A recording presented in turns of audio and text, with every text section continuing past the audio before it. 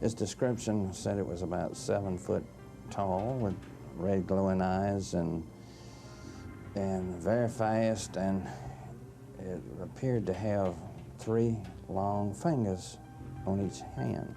I thought it could have been a bear or something that he saw. We don't know what it is. Mm-hmm. But he saw something because nobody could have been frightened like he was. My tire just bust and it flat. So I got out and changed about 2 a.m. that night. After I was finished changing, I was putting flat in the jack in the trunk. And I looked back, I saw red eyes, big red eyes thing running toward me.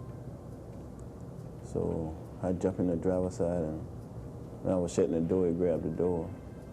So I jerked the door and shut it and pulled off.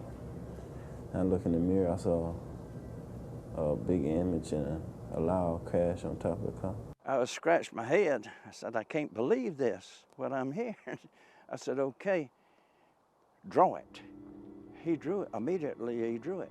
At that time, when this first broke, it went all over the world in 3 days' time.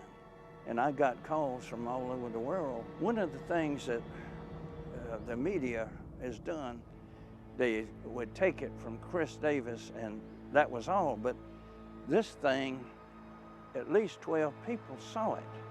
The morning that I saw what I saw, I was loading the plane right over here, like I always do, and taxied out on the runway here. Started my takeoff roll. And there's a point down here that if you're not off the ground, you better throttle back and stop. After that point, you better hope you fly. That's about where I was at the day that this, whatever it was, crossed the runway in front of me. He turned his head and looked at the plane. He looked at it and turned right back and the thing had a kind of a lope in its walk. And like I said, much taller than you. I would guess 8.5, 9 feet tall. Well, I had, was going to fence up this part of the swamp to put goats and hogs in. The men, we had quit at lunchtime. Down by myself, I looked around in the swamp. Something was peeping out behind about a 30 to 36-inch tree. Just a head part was sticking out. And I looked at it and it looked at me. I never saw anything like that before in my life. His eyes was red, had a head shaped almost like a human head. But I get up every morning, I open the door and I look out, see where all my kitties are. Open the door and I went, what? All their blankets and all their towels were all up and down the driveway. 10 minutes later, Bob was gonna go to the hardware store for me. He comes back in, he says, honey, put on your coat and shoes. I wanna show you something. So he comes out and the car. And I mean, we're just like, oh my God,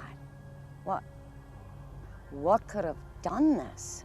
There were pieces, they're sitting over there, some of them that were just like ripped off the car and bent and thrown on the ground. Something definitely big and bad did that to our car, to bend that metal. And I can't see a coyote or a dog doing anything like that. I think if it was a bear, there would have been more damage to the front of the hood. So the sheriff come out and he looked at the car and everything, and then later on, Bob took the car up there and they took blood samples from the car. But to this day, you don't see any cats over on that patio. There's about 7 missing, 6 or 7 missing since that night.